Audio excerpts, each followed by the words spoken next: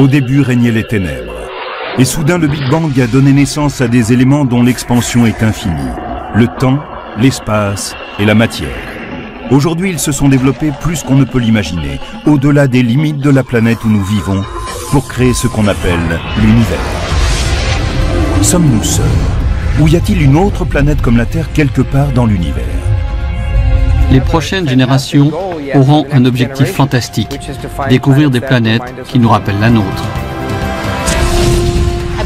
Je pense que nous sommes à la veille de posséder la capacité technologique nécessaire pour répondre à une question que l'humanité se pose depuis 2000 ans.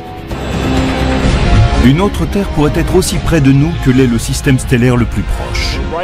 Nous sommes sur le point d'avoir les moyens de découvrir ces planètes. Il pourrait exister des terres bizarres sous d'étranges soleils. Pourrions-nous découvrir d'autres terres cachées parmi les milliards d'étoiles et les milliers de milliards de planètes que compte l'univers?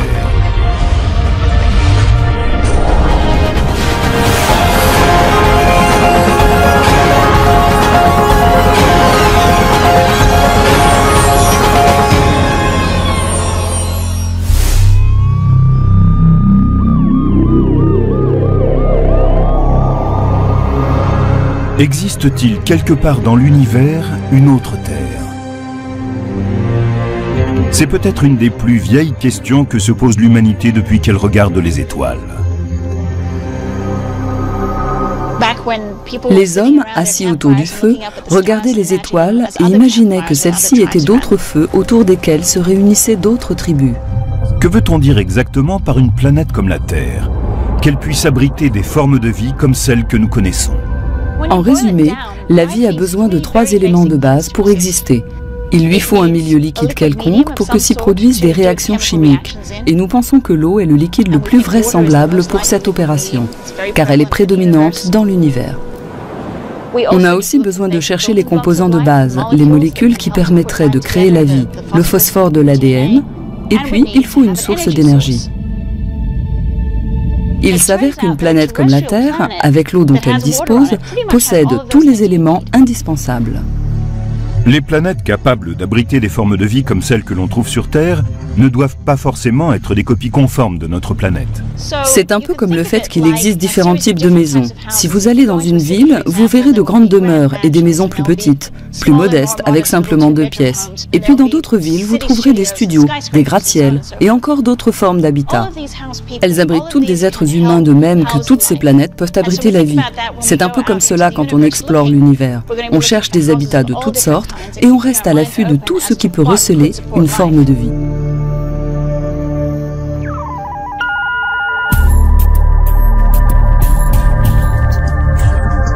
Les astronomes ont découvert plus de 300 exoplanètes, des planètes en dehors du système solaire.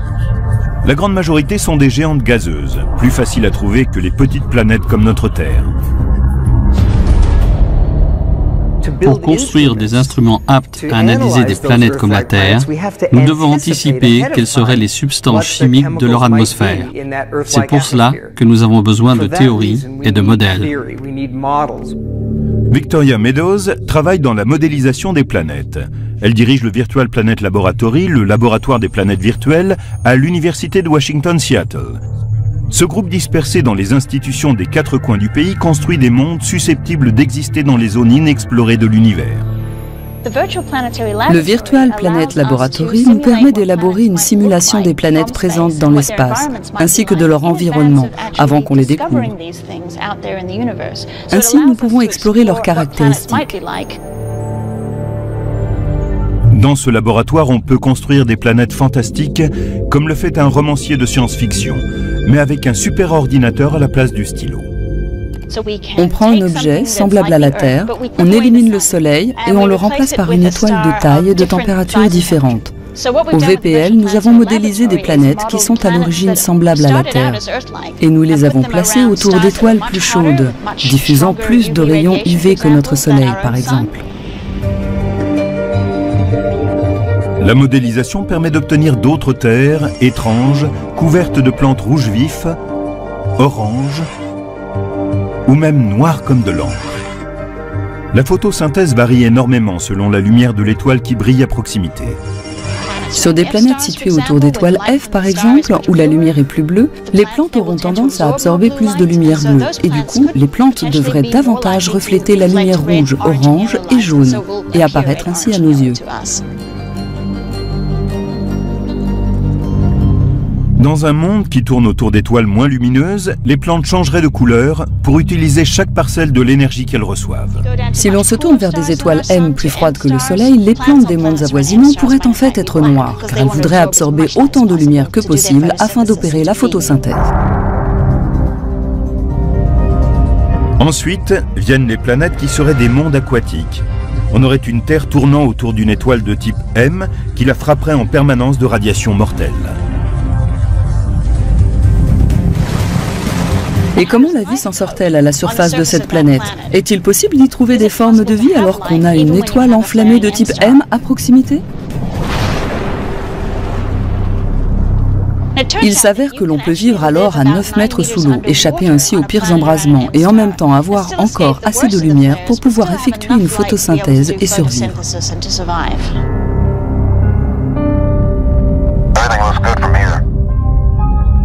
De futures missions d'exploration se profilent à l'horizon et de nombreux spécialistes planchent sur les outils qu'il leur faudra pour détecter des formes de vie sur une planète lointaine.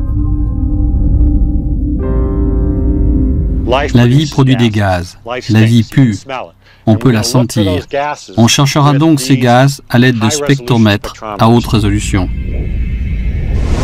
Ce que nous avons vraiment besoin, c'est de prendre la lumière d'une autre planète comme la Terre et de l'analyser pour découvrir la composition chimique de son atmosphère. Localiser ces planètes est le talent particulier de l'astronome Geoffrey Marcy de l'Université de Berkeley en Californie. Avec son collègue Paul Butler, ils ont trouvé plus d'exoplanètes que qui que ce soit d'autre.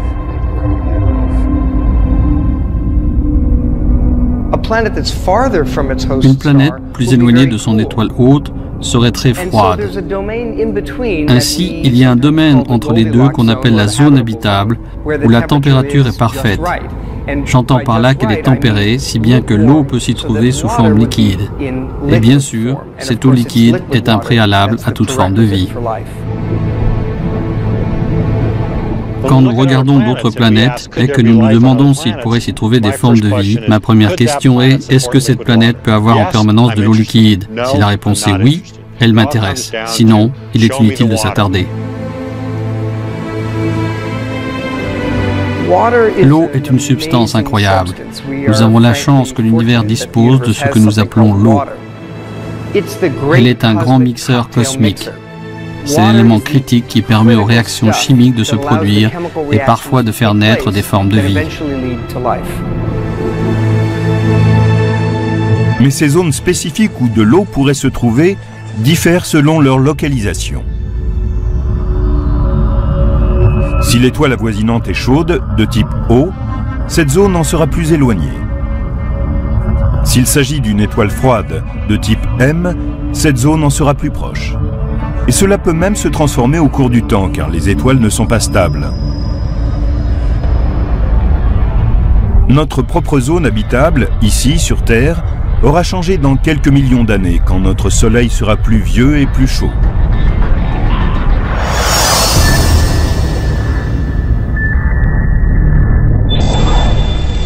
La technologie actuelle ne permet pas de photographier des exoplanètes lointaines.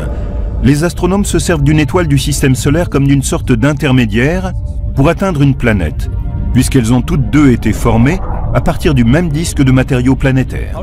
Comment savons-nous de quoi est faite une étoile? On ne peut pas y aller pour relever des échantillons, tout fondrait. L'astronome Wesley Traub dirige les recherches du GPL de la NASA en vue de fournir la nouvelle génération d'outils qui permettront d'observer les planètes en dehors du système solaire. Nous effectuons des observations, puis nous scindons la lumière en plusieurs couleurs. Cela a déjà été fait par Newton il y a plusieurs siècles. Il a découvert que si l'on plaçait un prisme dans un rayon de lumière solaire, elle se dispersait en bleu, vert et rouge. En regardant ensuite ces différentes couleurs, on découvre soudain quelque chose d'étonnant. Certaines parties sont exemptes de toute couleur. Ces couleurs absentes sont une empreinte des éléments constituant l'étoile que l'on est en train de regarder. Avec la technologie actuelle, nous ne pouvons pas voir directement le spectre d'une planète extrasolaire. Mais peut-être des instruments plus puissants nous le permettront-ils.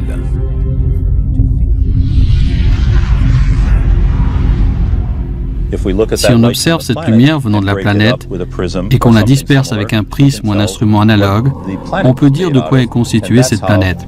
C'est ainsi que nous savons si elle possède de l'oxygène, comme notre atmosphère. Si son atmosphère contient de la vapeur d'eau, de l'ozone, du dioxyde de carbone et de l'oxyde d'azote. Et rien dans l'univers ne demeure fixe avec le temps. Quand notre Terre s'est formée il y a 4,5 millions d'années, son atmosphère était très différente de ce qu'elle est aujourd'hui. Victoria Meadows et son équipe ont pour objectif d'anticiper et d'élaborer des modèles d'autres planètes semblables à la Terre. Il serait un peu irréfléchi de ne rechercher que des planètes riches en oxygène et au même stade de développement que nous. En effet, quand on cherche des mondes habitables, ils peuvent être extrêmement différents. Il peut y en avoir de toutes sortes. Et si nous découvrons une autre Terre, quelles sont les chances d'y rencontrer une civilisation avec laquelle nous puissions communiquer ?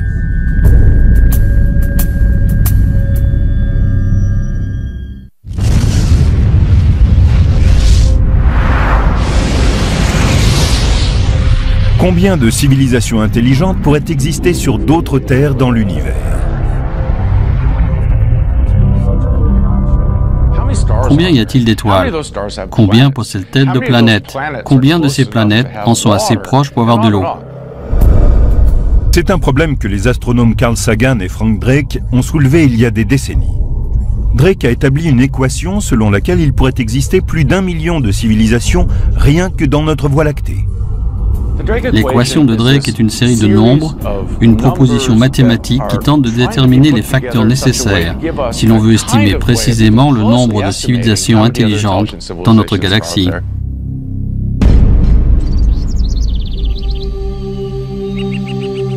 Peter Ward, professeur de géologie et de paléontologie à l'université de Washington-Seattle, pense que l'équation de Drake surestime largement le nombre de civilisations avancées qui pourraient exister sur d'autres terres de l'univers. Peter Ward et Don Brownlee, astrophysiciens, expliquent dans leur ouvrage Rare Earth, Terre rare, pourquoi selon eux les formes de vie complexes telles que les animaux ou les humains sont sans doute rares. Nous avons commencé à penser que c'était trop simpliste, que d'autres éléments étaient en jeu.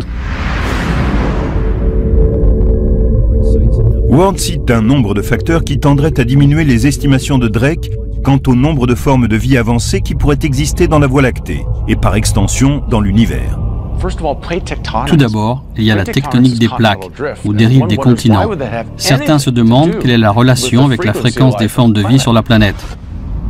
La tectonique des plaques produit un recyclage des éléments qui effectue des actions vraiment fondamentales. La plus importante est de générer une règle de mesure des températures, comme un thermostat de la planète. S'il commence à faire trop chaud, le processus de la tectonique des plaques nous aide à nous rafraîchir.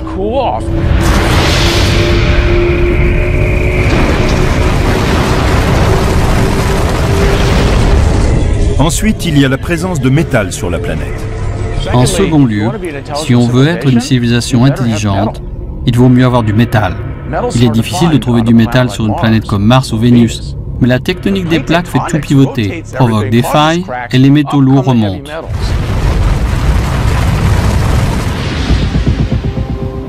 De quoi avons-nous besoin d'autre? Nous avons besoin d'une Jupiter protectrice.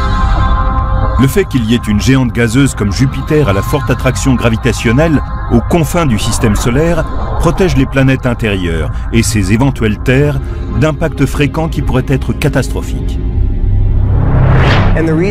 C'est parce que les planètes comme Jupiter, par leur force gravitationnelle, balayent au loin les astéroïdes et les comètes. Elles permettent ainsi à la Terre de survivre sans trop subir de chocs venant de débris égarés. Les planètes protectrices, comme Jupiter, permettent à des formes de vie de se développer sans que des impacts d'astéroïdes et de comètes ne provoquent leur extinction, comme c'est arrivé aux dinosaures. Il y a 65 millions d'années, un astéroïde a heurté la Terre et rayé de la planète les dinosaures. Si les dinosaures ont disparu, c'est parce que Jupiter a mal fait son boulot. Elle aurait dû être virée. Elle a été nulle ce jour-là. Elle a laissé passer un de ses astéroïdes et on a vu ce que cela a donné. La comète Shoemaker-Levy s'est écrasée sur Jupiter à la fin du siècle dernier. Quel est le rôle de cette planète? C'est important d'avoir une planète comme Jupiter à l'intérieur du système galactique. La plupart des astrophysiciens concentrent leurs efforts dans la recherche de mondes situés dans la zone habitable, autour d'une étoile. Mais Ward et son co-auteur pensent que la position de la planète à l'intérieur de la galaxie est également un élément important. C'est pour cela que nous avons défini ce que nous appelons la zone galactique habitable, une zone à l'intérieur de la galaxie qui n'est ni trop proche ni trop lointaine. C'est la zone que nous appelons Goldilocks dans notre galaxie. Ils ont établi 9 facteurs caractéristiques de ce qu'on appelle une zone galactique habitable.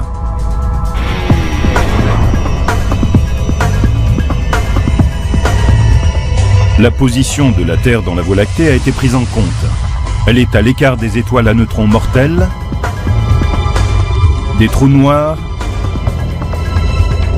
et des funestes sursauts gamma.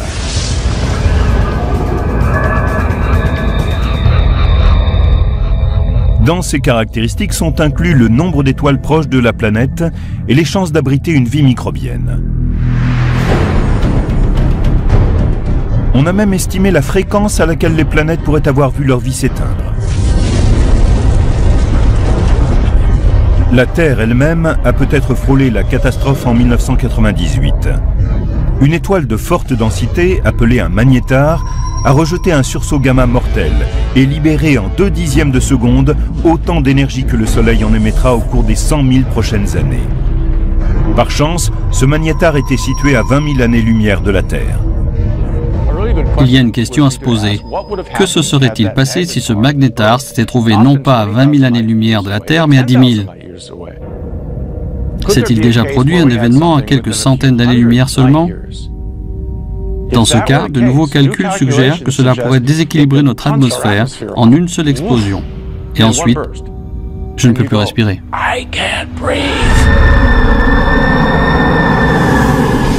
C'est une catastrophe, et c'est parfaitement possible. Les humains ne sont peut-être que le résultat d'un coup de chance cosmique. Les hypothèses optimistes de l'équation de Drake ne tiennent pas la route face à ce que les spécialistes ont appris au cours des dernières décennies. L'équation de Drake était une construction remarquable, mais elle a été élaborée dans les années 60. Nous avons donc ajouté des éléments qui n'étaient pas connus à l'époque, et je pense que cela la rend plus fiable. Et finalement, cela réduit les hypothèses, et je pense que le chiffre de millions de civilisations avancées ne peut plus être défendu. Combien pourrait-il y avoir d'autres terres abritant des civilisations avancées dans notre Voie lactée? On m'a déjà demandé de nombreuses fois de faire une prédiction, et disons qu'il y en a une à laquelle je consens. Il peut y avoir plus d'une civilisation, mais moins d'1 million. Les astrophysiciens concentrent leurs recherches sur la découverte d'autres planètes comme la Terre, et ils pourraient finalement trouver une autre civilisation. Mais déjà, l'exploration d'autres terres pose d'immenses défis techniques aux spécialistes. Contrairement aux étoiles qui ont pu être cataloguées, les planètes ne peuvent être aperçues avec la technologie actuelle. Une planète, quand elle est à des années-lumière, est presque au sommet de son étoile quand on la voit de l'extérieur du système solaire. Et le pire, c'est qu'une planète semblable à la Terre, mais plusieurs fois plus grande, ne reflète qu'une quantité infinitésimale de la lumière de son étoile. Nous avons ainsi une étoile brillante et une planète 10 milliards de fois plus pâle. Pour beaucoup d'entre nous, il est difficile d'imaginer ce qu'est réellement 10 milliards de fois. Mais prenons une luciole, une toute petite luciole avec une lumière très faible, et supposons que cette luciole tourne autour d'un phare.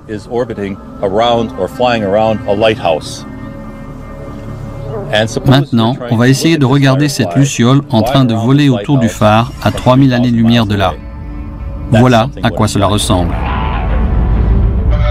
En admettant qu'on ait trouvé la tâche que représente la luciole, il faut ensuite imaginer ce qu'elle respire en analysant le gaz qu'elle exhale.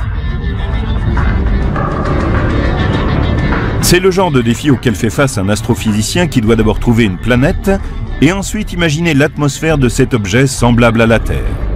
Les spécialistes ont toutefois conçu des façons indirectes de découvrir des planètes extrasolaires. Si ceci est l'étoile très brillante et ceci la planète, quand elle se déplace devant l'étoile, cette dernière devient plus sombre et nous sommes capables de nous en apercevoir. C'est ce qu'on appelle la méthode du transit, qui permet de découvrir une planète en observant son trajet ou transit par rapport à une étoile lointaine. Le volume de lumière qu'elle bloque en passant devant l'étoile nous indique la taille de la planète. Nous utilisons cette méthode pour comprendre s'il s'agit d'une petite planète comme Mercure, d'une planète comme la Terre ou d'une géante comme Jupiter.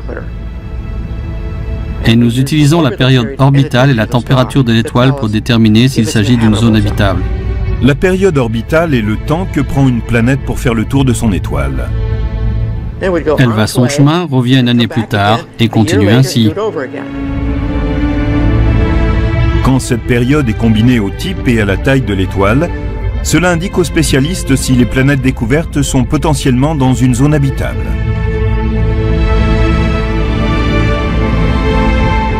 La méthode du transit fonctionne si l'observateur ou le télescope est dans le même plan que l'étoile et ses planètes. Mais si l'on est au-dessus ou au-dessous du système, on utilise une autre technique, la vélocité radiale. Cette méthode dépend de l'observation attentive d'une étoile lointaine. Il s'agit de voir si elle est tirée en avant et en arrière par la force gravitationnelle d'une exoplanète invisible. Les astrophysiciens peuvent utiliser cette information pour imaginer les caractéristiques de l'exoplanète qui influence l'étoile. Équipés de ces outils, ils trouvent des centaines de planètes, et parmi elles, certaines dont ils n'ont jamais rêvé. Des super-terres, des Jupiters brûlantes, et même de proches cousines de notre Terre.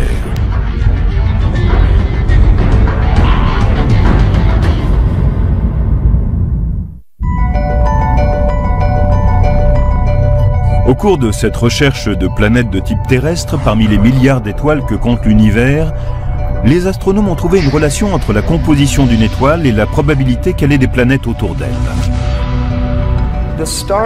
Certaines étoiles sont constituées d'éléments lourds comme le fer, le nickel ou le silicone, et ce pour une bonne raison. Elles se sont formées à partir de nuages moléculaires de la Voie lactée qui se sont effondrés pour former une étoile. Dans ce processus, elles ont laissé autour d'elles de la matière placentaire qui s'est parfois coagulée en planètes. Il est évident que les étoiles qui comprennent beaucoup d'éléments lourds formeront des planètes qui en prendront également en quantité. La proportion d'éléments lourds dans une étoile est appelée sa métallicité, ce qui ne signifie pas forcément qu'elle contient beaucoup de métal au sens habituel. Pour un astrophysicien, un métal est tout élément plus lourd que l'hydrogène ou l'hélium. De ce fait, le lithium est un métal, le soufre est un métal, le chlore est un métal, et pas seulement le fer, l'or ou l'argent. Une exoplanète semblable à la Terre ne doit pas seulement avoir des éléments lourds dans sa composition et se situer dans la zone habitable d'une étoile. Elle doit aussi être de la taille qu'il faut pour abriter des formes de vie. Cela signifie que sa taille doit lui permettre d'avoir une atmosphère, un système de tectonique des plaques et des volcans, ces points étant essentiels pour réguler la température. Pour que cela soit possible, les spécialistes estiment qu'une planète doit faire au minimum un tiers de la masse de la Terre. Et à l'autre bout de l'échelle, elle ne peut pas excéder 10 fois la masse de la Terre. Ce n'est qu'au cours de la dernière décennie que l'existence d'exoplanètes est passée de la théorie à la réalité. Il y a un peu plus de 10 ans, nous ne connaissions aucune planète extrasolaire. Nous ne connaissions que celles qui tournaient autour du Soleil. Maintenant, nous avons découvert qu'il y en avait autour d'autres étoiles. Et ce qui est passionnant, c'est que certaines sont peut-être habitables et qu'il y a une chance qu'elles abritent une forme de vie. Parmi les centaines d'exoplanètes déjà découvertes, certaines pourraient ne pas avoir le profil familier de celles du système solaire. Nous avons trouvé d'étranges Jupiters qui orbitent très près de leur étoile. Ce sont des torches brûlantes et ces planètes arrivent sans aucun doute près de leur étoile en migrant vers l'intérieur. Parfois, la formation d'une planète de la masse de Jupiter dans un système peut sonner le glas de celles qui sont semblables à la Terre. Et si nous avions eu la malchance d'avoir une Jupiter de ce genre dans notre système solaire? Elle aurait poussé la Terre en dehors de son orbite, dans l'obscurité vaste et froide de l'espace extérieur. Et la Terre serait peut-être morte, telle une épave froide et obscure.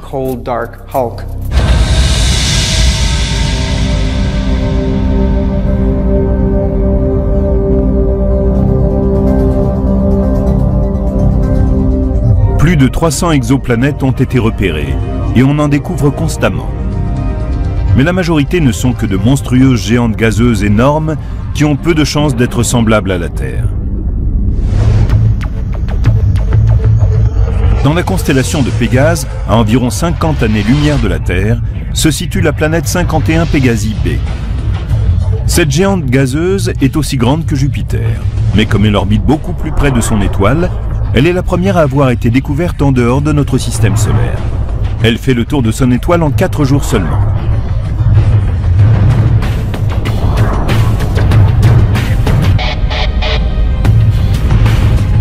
La planète 70 Virginis b est encore plus loin que Pégase. Elle est à 60 années-lumière et 7 fois et demi plus massive que notre Jupiter. Au début, on pensait qu'elle était dans la zone habitable de son étoile. C'est pour cela qu'on l'a surnommée Goldilocks. Mais par la suite, des calculs ont démontré que son orbite excentrique la conduisait jusqu'à 43 millions de kilomètres de son étoile, véritable rôtissoir. Elle n'est donc plus considérée comme étant dans une zone habitable. La géante gazeuse Tresphore a un diamètre de plus d'1,5 fois celui de notre Jupiter, ce qui fait d'elle la plus grande planète découverte jusqu'ici. C'est une gazeuse géante, et bien qu'elle soit plus grande que Jupiter, sa masse ne représente qu'un peu plus des 3/4. C'est une planète chaude qui se déplace autour de son étoile en 3 jours et demi.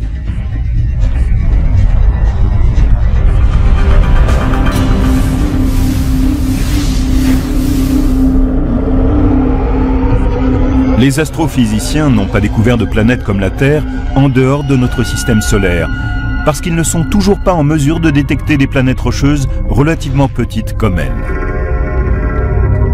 La technologie n'est pas encore au point. Mais ils ont eu plus de chance en ce qui concerne les super-terres. En réalité, on a pu découvrir des planètes susceptibles de se trouver dans une zone habitable autour d'autres étoiles. Il y a un exemple classique, c'est la planète Gliese 581c. Le système de Gliese 581 est situé à environ 20,5 années-lumière de la Terre, dans la constellation de la Balance. Gliese 581 fait 5 fois la masse de notre Terre. On avait quelque espoir qu'elle soit la première planète semblable à la Terre découverte dans la zone habitable d'une étoile, mais cela s'est révélé faux. Elle ne correspond pas tout à fait aux critères. Au lieu d'être une super-Terre, ce serait une super-Vénus. Elle serait comme notre Vénus, mais plus chaude, avec une température possible de 600 degrés. Et elle serait également plus massive que Vénus. Mais Gliese 581c a une parente un peu plus lointaine et plus froide. C'est Gliese 581d.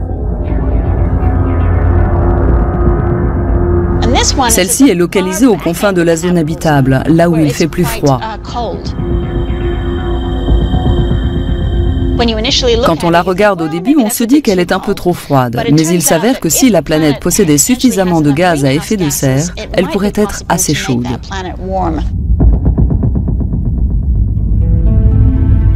HD 69830d est peut-être une autre planète prometteuse. Elle fait 17 fois la taille de la Terre et se trouve à environ 42 années-lumière de notre système solaire, dans la constellation de la Poupe. HD 69830d est une planète où la vie pourrait apparaître parce qu'elle possède à peu près la bonne température.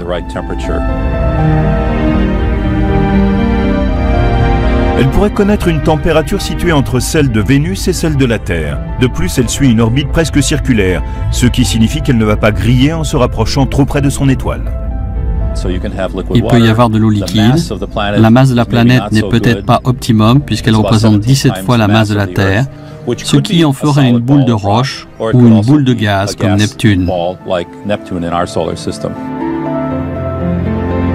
Quand la NASA sera en mesure de lancer des missions à la recherche de planètes, on s'attend à ce que des astronomes puissent établir un spectre qui nous donnera plus d'informations sur la composition d'une planète. Il pourrait dire si elle possède une surface solide ou s'il s'agit d'un monde aquatique ou encore de quelque chose de complètement différent. La recherche d'autres terres a mené les astronomes à des années-lumière de notre voisinage spatial. Mais une autre Terre pourrait-elle exister dans notre système solaire?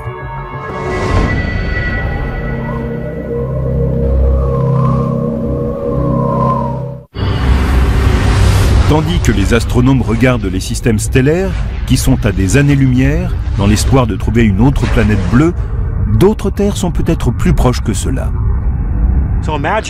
Imaginons que nous revenions en arrière, il y a 3,5 milliards d'années, et que nous observions notre système solaire. Nous verrions alors 2 planètes bleues. Sur la Terre, de l'eau, une atmosphère de dioxyde de carbone, des conditions tempérées et des formes de vie. Maintenant, imaginons que nous nous déplacions un peu au-dessus de Mars. On y voit de l'eau en surface, une atmosphère épaisse de dioxyde de carbone, des conditions tempérées et peut-être des formes de vie. Les 2 planètes ont commencé à évoluer et la Terre est restée habitable.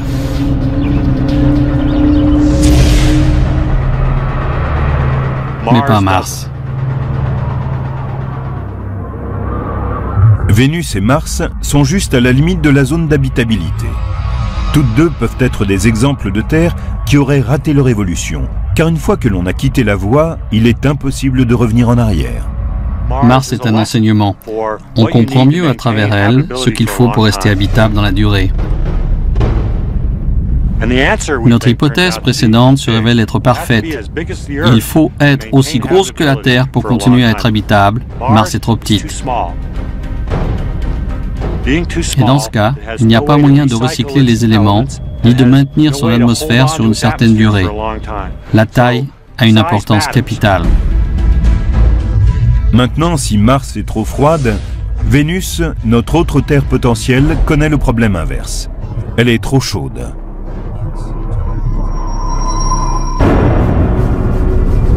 Elle était un peu trop près de son étoile, du Soleil, donc elle est devenue chaude, elle l'est restée. Tous les éléments, comme le dioxyde de carbone ou le CO2, qui ont permis la formation de la Terre, ont présidé à celle de Vénus. Mais sur Terre, ils ont été incorporés à la roche. Sur Vénus, ils sont restés dans l'atmosphère. Or, cette dernière provoque un réchauffement global de plusieurs degrés. La lumière solaire arrive et ne repart pas. La planète est comme l'intérieur d'un four à pizza. Vénus n'a pas réussi parce qu'elle était trop proche de son étoile. Elle n'est pas née au bon endroit et Mars n'avait pas la bonne taille. Tout cela est très intéressant. Nous avons Vénus, la Terre et Mars. Vénus est au mauvais endroit. Mars n'a pas la bonne taille et la Terre, elle, est au bon endroit et à la taille qu'il faut. Si nos voisines immédiates dans le système solaire n'offrent pas toutes les garanties pour être semblables à la Terre, notre plus proche voisine galactique, Alpha du Centaure, pourrait cacher une planète qui posséderait tous les critères exigés. Elle se situe à un peu plus de 4 années-lumière. À l'échelle cosmique, c'est la porte à côté. Il y a de bonnes chances pour que des planètes comme la Terre tournent autour d'une ou 2 étoiles d'Alpha du Centaure. Greg Loeffling a conçu un modèle informatique pour démontrer que des planètes de type terrestre devraient exister dans ce système. Il y a un certain nombre de raisons pour lesquelles Alpha du Centaure est l'étoile idéale, si l'on veut traquer les planètes de type terrestre. Elle est proche, elle comprend 2 étoiles comme le Soleil, elle possède une quantité d'éléments lourds qui interviennent dans la construction des planètes. À quelle distance de la Terre Alpha du Centaure se situe-t-elle? Imaginons d'abord que l'on rétrécisse le Soleil à la taille d'un grain de sable. Un grain de sable est sans doute le plus petit objet que l'on puisse voir à l'œil nu, et que l'on puisse sentir du bout des doigts.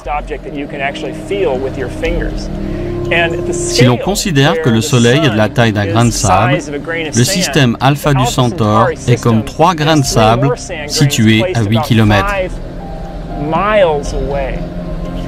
Maintenant, si on veut trouver un système similaire à Alpha du Centaure qui convienne à notre recherche, il faut aller au-delà de l'horizon. Il s'avère que les étoiles d'Alpha du Centaure pourraient abonder en matériaux bruts aptes à fabriquer des planètes. Alpha du Centaure a une plus forte métallicité que le Soleil. Donc la formation de planètes aurait pu s'y produire sans difficulté majeure.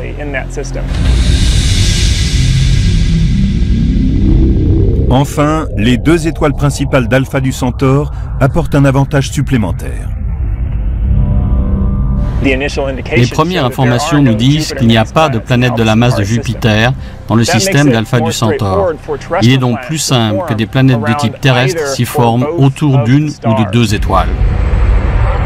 Car les grandes géantes gazeuses se forment autour de noyaux glacés aussi vastes que notre Terre. Il faut beaucoup d'espace froid pour que se forment ces noyaux. Regardez comme Jupiter est loin du Soleil. Mais quand on a 2 étoiles avec des orbites qui se chevauchent dans un système comme Alpha du Centaure, il n'y a pas assez d'espace. Il ne fait pas assez froid pour permettre la formation de ces géantes gazeuses. Ainsi, on suppose que les planètes d'Alpha du Centaure, si elles existent, sont des planètes comme la Terre, Mars ou Vénus. Ce ne sont pas des géantes gazeuses comme Jupiter ou Saturne.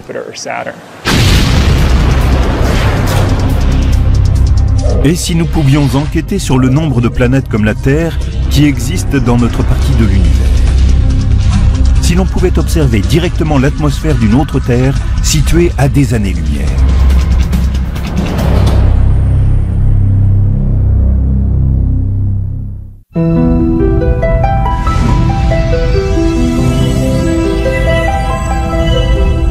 Pour découvrir une autre Terre, les astronomes doivent surmonter d'immenses défis techniques. Comment scruter une planète lointaine? C'est un problème que la NASA a abordé comme pour la conquête de la Lune, en établissant des projets qui s'étendent sur des décennies.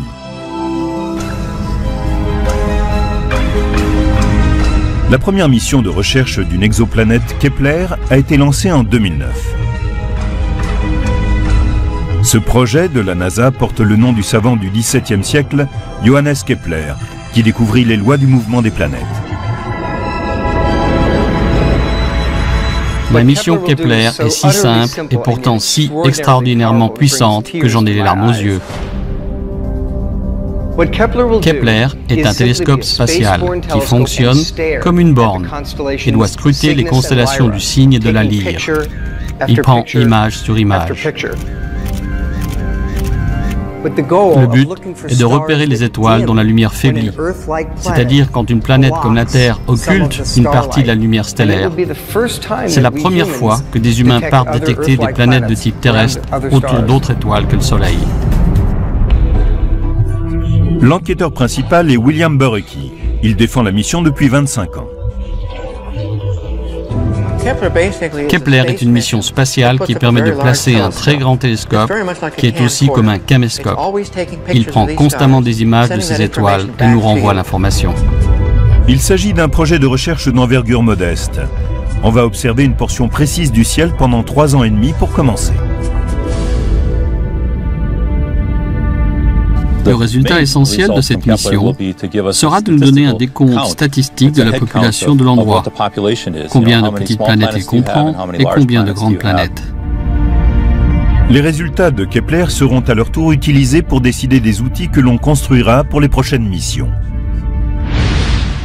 Kepler n'est qu'une étape, c'est une tentative pour découvrir des planètes de type terrestre et savoir si elles sont répandues. Si c'est le cas, elles devront être proches pour que nous n'ayons à construire qu'un instrument modeste. Si nous ne découvrons que quelques planètes de type terrestre, cela signifiera qu'avant d'en trouver une autre, il faudra aller beaucoup plus loin dans l'espace et donc construire un instrument beaucoup plus grand. Le télescope le plus majestueux et le plus spectaculaire jamais conçu est appelé Terrestrial Planet Finder, chercheur de planètes terrestres.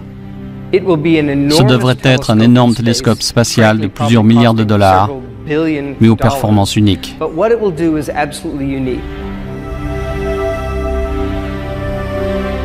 Il serait le premier télescope à prendre des images de planètes de type terrestre.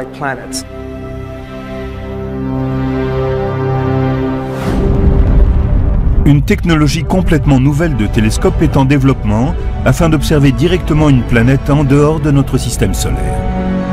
Nous avons besoin d'une technologie optique entièrement nouvelle pour construire un chercheur de planètes terrestres capable de faire des images malgré la lumière éblouissante des étoiles avoisinantes. Et pour l'instant, cette technologie n'est toujours pas au point.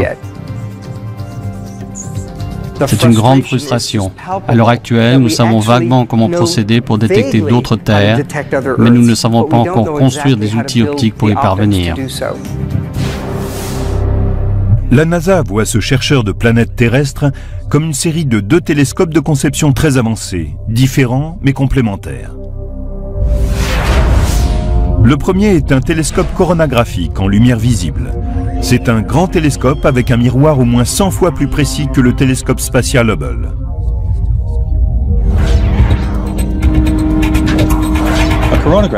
Un télescope coronographique est un télescope qui collecte la lumière d'une étoile et la concentre à l'autre bout, comme un télescope normal. Sauf qu'ici, on bloque la lumière de l'étoile et on essaye de laisser passer la lumière venant de la planète.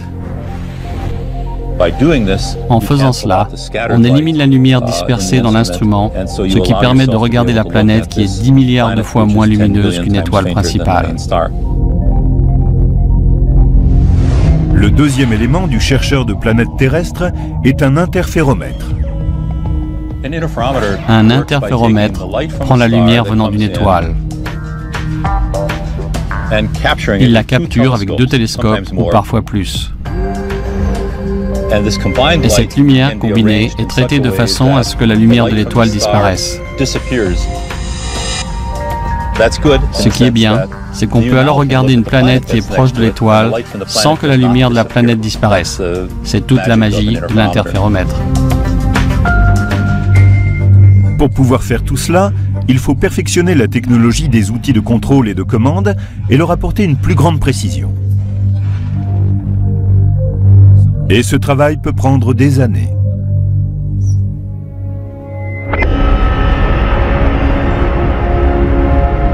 Ce but ultime de l'astronomie, découvrir une autre Terre en dehors du système solaire, a poussé les spécialistes à spéculer sur la façon dont une telle découverte nous affecterait. Je pense que si nous trouvons quelque part une autre Terre, cela aura un énorme impact sur la société. Je suis certaine que nous ne sommes pas seuls, que nous ne sommes que l'un des nombreux sites de vie potentiels. Et je pense que cela provoquera un énorme choc dans l'esprit des gens. Il est également possible que nous soyons uniques dans l'univers et que l'on puisse en effet découvrir des planètes semblables à la Terre mais qu'elles n'abritent pas d'êtres intelligents. Rappelons-nous une chose importante. Il est possible que nous, humains, représentions un coup de chance dans l'arbre de l'évolution. Un brin de paille, si vous voulez, arrivé dans la savane de l'Est africain il y a 2 millions d'années. Ces hominidés ont occupé un créneau très rare qui ne s'était encore jamais présenté sur Terre depuis 4 milliards d'années.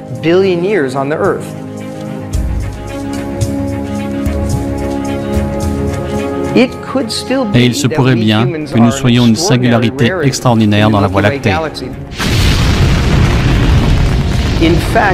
En fait, il se pourrait que le destin de notre espèce soit d'explorer la Voie lactée et que nous soyons la première de ce type. Dans ce cas, nous aurions pour mission de découvrir parmi les étoiles nos racines chimiques et biologiques. We have a TV picture now. Really looks beautiful.